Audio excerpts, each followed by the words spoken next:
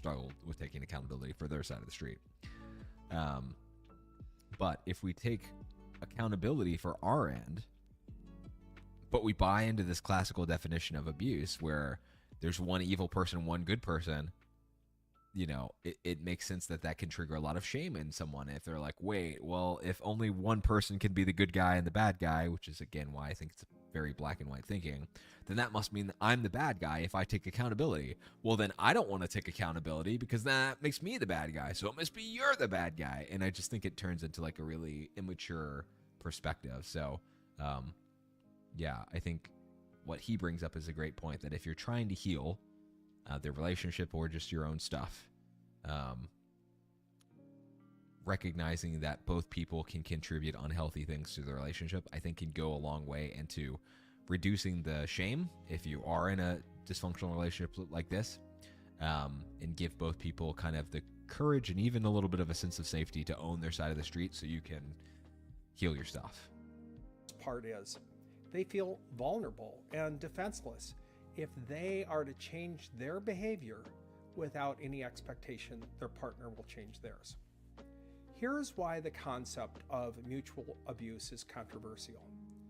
There is a dominant socio-political theory about abusive relationships and how those relationships are tied to power, control, and gender dynamics.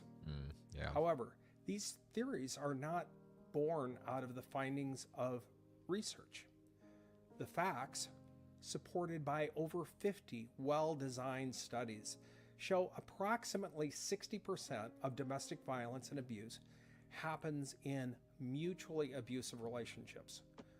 While I won't go into the reasons why the evidence-denying ideological perspectives dominate the discussion on domestic violence, suffice it to say, it's not true, and it's not helpful.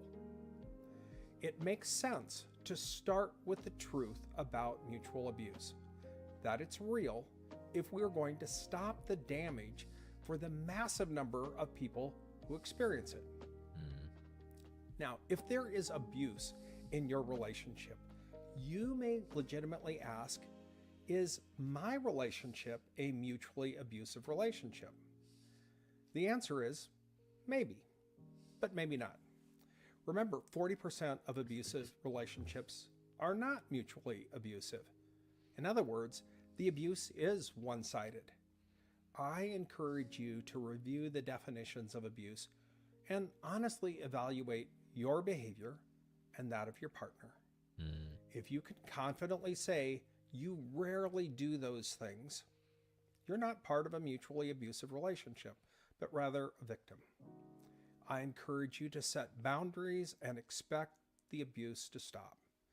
If it does not, leave the relationship, at least temporarily, if not permanently. You are not supposed to be treated in a hurtful and harmful way. It's okay to leave. Get help from a domestic violence organization if you need it.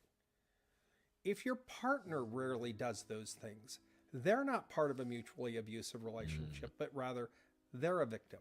Yeah. A word for you if you're the one causing most of the harm in your relationship. I know it's unlikely that you set out to hurt your partner. The Ananias Foundation resources are here to help you change, and your loved ones and you will benefit greatly when you do. I also know. I love what he just said. I think it takes a lot of fucking courage to step up and be like, yo, I have done abusive stuff in a relationship and I want to change. So I love that. I think that's a thing. That's probably why I feel so strongly about this topic, is that I feel like we live in a time in society where it's so easy to villainize people and everything's polarized, and we live in a time where everything's just full of so much black and white thinking of like, this person's a good person, this person's a bad person. And I think one of the most compassionate things that we can do, or I think, I feel like this call to compassion of like, yo, I think it's a courageous thing to step up and be like, yo, I've done stuff in relationships that I'm not proud of, and I'm going to fucking change that. I think that's fucking awesome, and I think the world needs more of that rather than just villainizing people, because then you villainize the person like, oh, you're this awful abuser, and then that becomes their identity, and it's full of so much shame. And oh man, it almost makes me want to go into a conversation about the criminal justice system, but I will refrain. Yeah, so I feel this call to compassion for you, whether you're a victim or a perpetrator of domestic violence or abuse in general. Absolutely, there's hope for recovery and overcoming your stuff, regardless of what side of the street you're on, or if you're in a mutually abusive relationship. So, yeah, I feel really strongly about that. Your partner is not perfect because they are human. However, their occasional display of some action on the abuse list does not make them abusive or you a victim. On the other hand, if your relationship looks like what I discussed earlier in describing mutual abuse, let's talk. We'll start by addressing your part, then we'll turn our attention to your partner. By definition, if you are part of a mutually abusive relationship, it means you are supplying some of that bad behavior. The first thing you must do is to stop contributing your part. That may sound blunt, but it's also tremendously empowering. Since the only person you can change is you, focusing on yourself gives you the greatest control. Here's how it works. The changes you make to your actions may positively affect how your partner acts. Violence and abuse often happen as the result of escalating tension between two people. You stepping out of that conflict and stopping your contribution and your part can be what breaks the cycle. Yeah, absolutely. In some way, this is like defensive driving. If you and your partner are crashing into each other at an intersection, you can prevent this by stopping. It may be annoying or even deeply hurtful that your partner is still running the stop sign, and it may be something the two of you need to discuss. But in the meantime, you've avoided a disastrous wreck. Any action that could hurt your loved one, even if they've hurt you, is never a good response. It accomplishes nothing. It's fine to defend yourself, but not to retaliate or to escalate the conflict. Two wrongs don't make it right. There are always better, more productive comebacks than getting even. Those responses require good emotional control, so we don't just react, but rather stop and think through the best way forward. Do the work necessary to heal what's causing your part. In other words, yeah, and I think that's a great point, that I think one of the best things, our best allies to having healthy relationships in general, is our ability to navigate conflict and stay emotionally composed, right? To choose to respond rather than we react. And I think that's true whether we're in an abusive relationship, just a normal toxic or dysfunctional relationship, or even a healthy relationship, right? Because there's not going to be any relationship, and again, romantic, family, otherwise, that is free of conflict. Conflict is an inherent part of all of them. But what makes things healthy versus normal dysfunctional versus all the way into abusive, typically the people that are abusive really lack emotional regulation skills, right? They're really bad at reacting rather than responding. So, yeah, I like that point. Clean up your side of the street. A sure sign of good emotional health is when we can respond to even hurtful situations constructively and without adding our own destructive actions. You may be thinking, but wait, my partner shouldn't be saying or doing these hurtful things to me. Of course, this is true. However, the danger in dwelling on your partner's role in the abuse is that it's easy to lose focus on your own part. Yeah, for sure. Again, by keeping your attention on yourself, you're concentrating on the one and only part of the relationship you can control. This accomplishes two things, although admittedly, both are subtle. First, it takes the focus off of your bad behavior. If only one of you is yelling, hitting, or otherwise acting abusively, it's obvious who ran the proverbial stop sign, and it wasn't you. Your partner may or may not admit it, but they'll know it and eventually feel the weight of their own guilt. In other words, you cleaning up your side of the street puts the maximum pressure on them to address their bad behavior. Right. Second, by setting an example and working on your own emotional control, you may inspire your partner to do the same. It's important to let them decide that for themselves, however. Don't push them into it. And the reality is sometimes they won't, right? Sometimes you're, again, whether we're talking about abusive relationship or just a normal, unhealthy relationship, sometimes we'll clean up our act and we'll work on ourselves and get to the place where we can communicate in a healthy way and stay emotionally regulated and show up as healthy partners, and they won't. And there's nothing that we can do other than control how we show up, right? So ultimately, that's when we have to make the choice of, well, I am making changes. I'm working very hard to be able to show up as a healthy partner or healthy, again, person in a friendship, whatever the case may be. And they are not. And if they're doing the work, maybe they're just a little bit slower at it than you. Or, you know, if they're not doing the work, then you have to make a decision of, well, am I willing to keep things the way, or can I be okay with things the way they are? Which, if it's an abusive relationship, hopefully you aren't.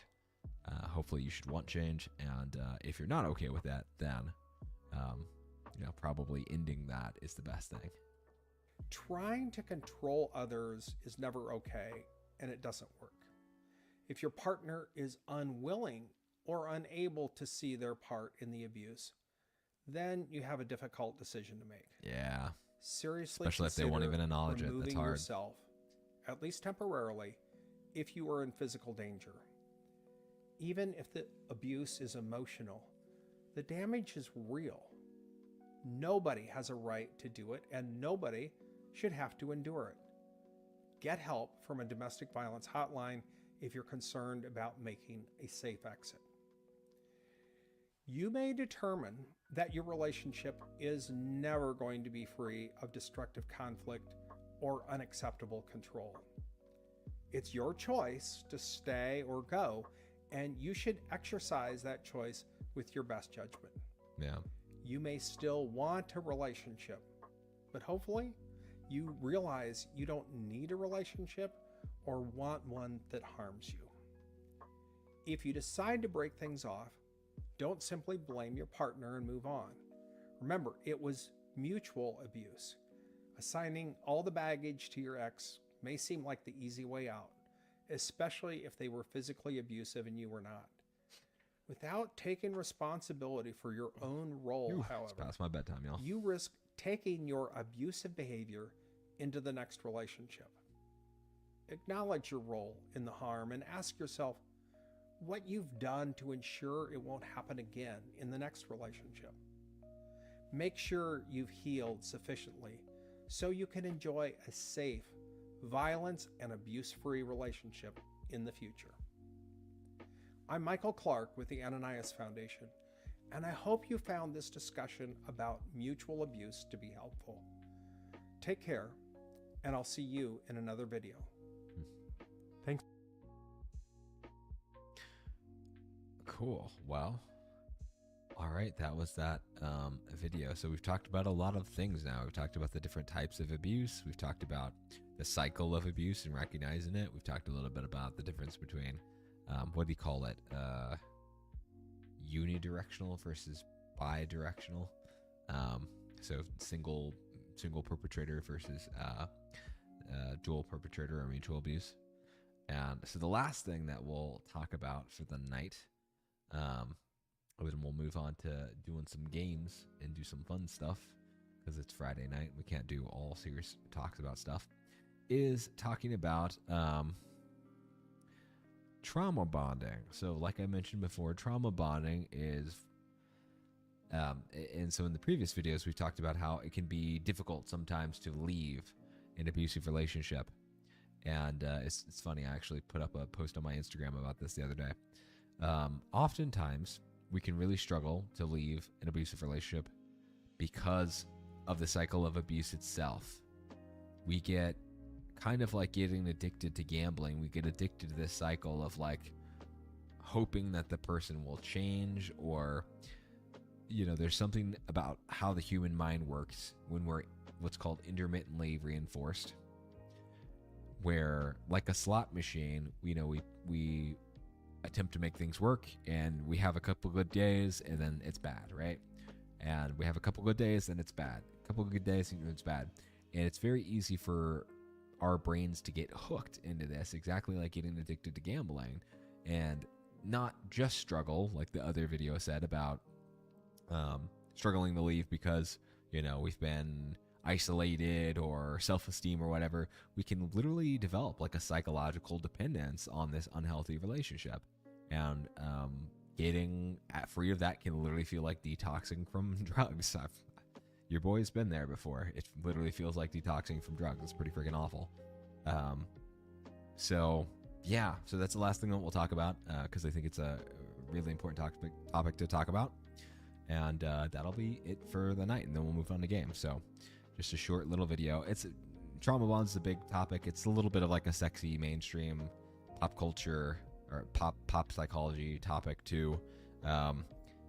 Sometimes you'll hear about it with narcissism as well. So I don't like the pop psychology stuff, but I do think it's a useful term to know in regards to specifically abusive relationships. Oh God, I am so sorry.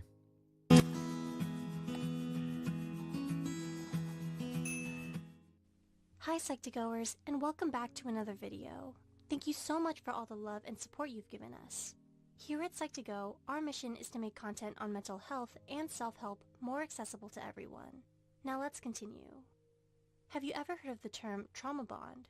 According to Dr. Patrick Carnes, a trauma bond is defined as dysfunctional attachments that occur in the presence of danger, shame, or exploitation.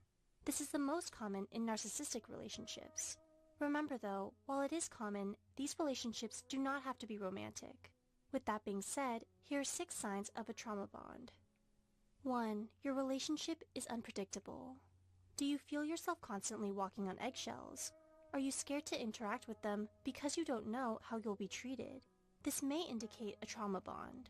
One of the difficult aspects of a trauma bond is that their attitude towards you can change on a daily basis.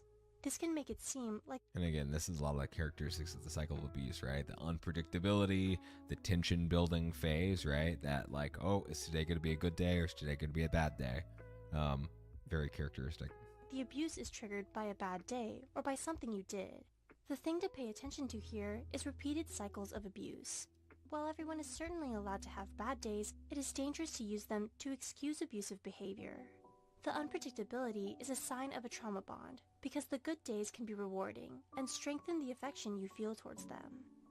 2. They constantly betray you, but you still give them another chance. Do you often repeatedly betray yourself to get love and approval from someone? Do they regain trust in you, either by excuses, explanations, and apologies, even though they've broken their promises so many times? If so, this could be evidence of a trauma bond, and this can leave you feeling worthless, helpless, stressed, anxious, and more. The reason betrayals can impact you so much is because they are most often by people you trust and love. To want to trust them, give them chances, and continue loving them is understandable. But when the trust becomes blind and destructive, the relationship is no longer healthy. 3. You feel responsible for their happiness.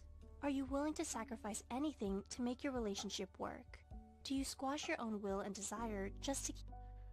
And kind of a lot of what they're talking about ties into codependency too, right? Yeah, I mean, it's not necessarily the case that... and my phone is lighting up like a Christmas tree tonight. It's not necessarily the case that just because a relationship is abusive, you struggle with codependency issues if you're in it. And we might do a whole stream on codependency at some point. Or maybe we have in the past. I don't think we have. We've done some other stuff. I'll have to check. But yes, sometimes it is a common thing that people who struggle with codependency issues and having weak boundaries and putting others' needs before their own can quite often end up in abusive relationships. So Keep them satisfied. good point. You work so hard to find a reason to stay, to the point where your sense of self may go out the window. If you can relate to this, have you ever wondered why you may do so? Well, the cycles of abuse in trauma bonding also include reoccurring periods of reward. You hold on to the good times of the relationship in order to justify your relationship. As a result, you lose yourself trying to please them in order to extend this pleasant period as much as you can. You may forego your own values or avoid speaking your mind. You prioritize their needs over everything to a point of feeling burnt out. 4. Your relationship is complex and involves false promises. I promise things will change, or this will never happen again. Do these statements sound familiar? False promises often strengthen a trauma bond. In fact, they are so powerful that they convince you to stay by creating a feeling of hope to cling to. And I think, again, I think this video does, and a lot of this video is couched in talking about in terms of a relationship to a narcissist. So again, the perpetrator of abuse, who's this like pure evil entity or whatever, I'm less interested in talking about that because, again, I think that's actually the case in not that many circumstances. I guess, 40% of circumstances this could be the case. But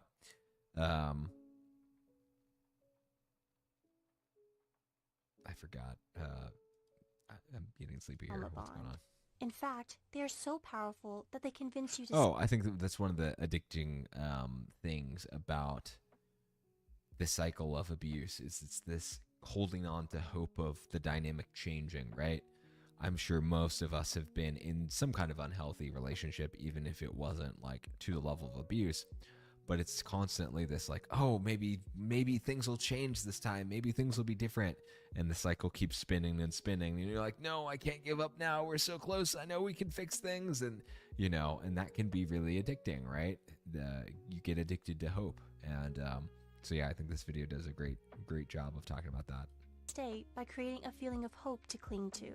Yeah. If you are in a trauma bond, you are inclined to believe these words, because ultimately, you are emotionally attached to the other person. Your belief in them comes from a place of hope and desperation, even if logic tells you that you will just be left hurting again. Yeah. 5. You defend your relationship even though it's abusive. Is it difficult for you to acknowledge the toxicity in your relationship that others are trying to show you? Do you think others just don't understand your relationship? When you're in a trauma bond, it's common to deny the facts that your situation is abusive and traumatic. Think of it as a defense mechanism. You feel so tied down to your relationship, you're unable to leave it, or you keep going back to the same person.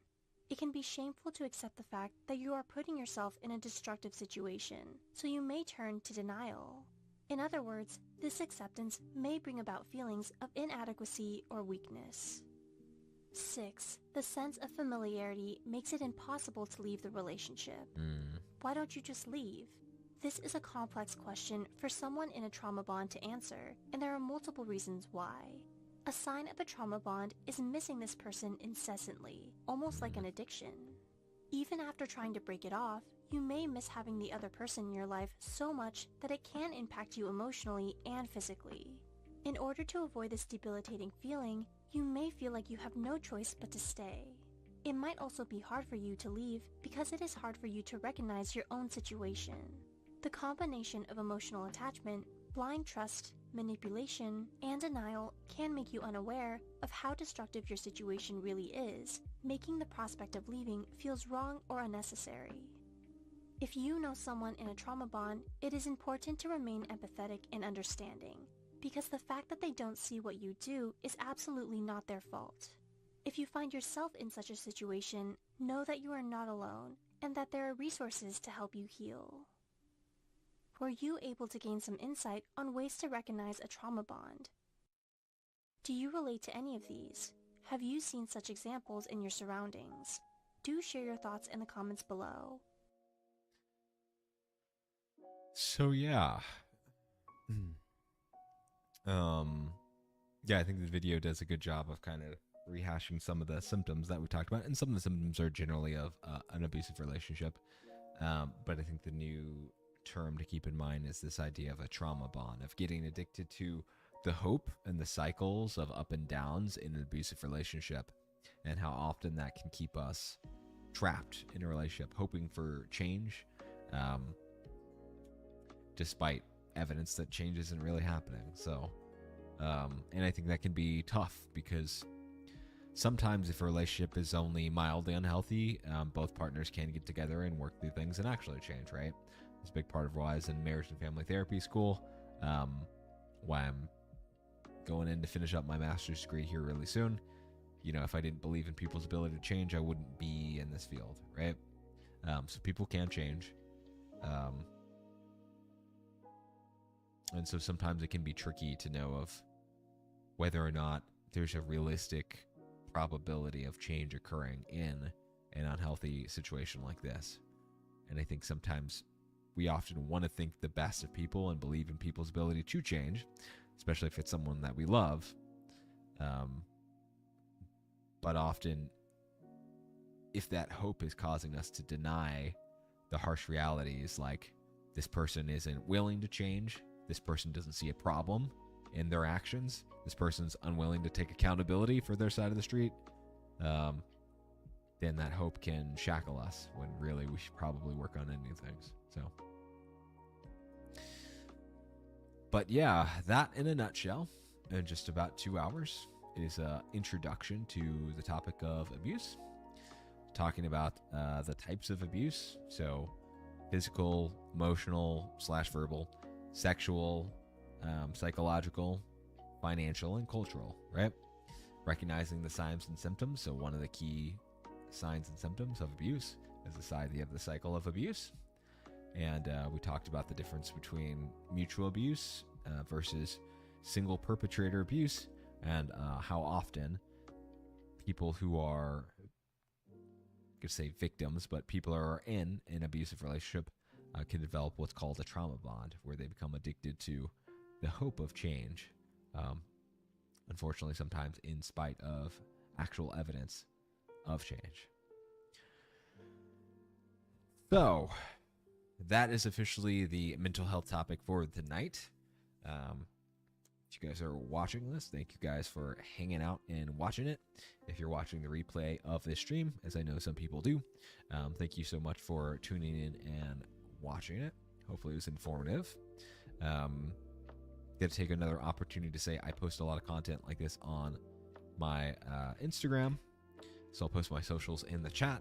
I actually just posted a thing about talking about toxic relationships and abuse the other day. So, but I do a lot of work with that kind of thing. And in addition, if you enjoyed what you saw here today, feel free to drop a follow on the channel. Feel free to sub if you feel so inclined. And also, feel free to hang out with us in the official A Place to Heal Discord server. We talk about all kinds of cool mental health stuff. I'm trying to get a book club up and started here. I'm reading books without y'all. Y'all missing out on this knowledge. But we've got all kinds of cool mental health conversations, talk about music, talk about video games, and yeah, it's just a really cool place to hang out. You'll also always get notified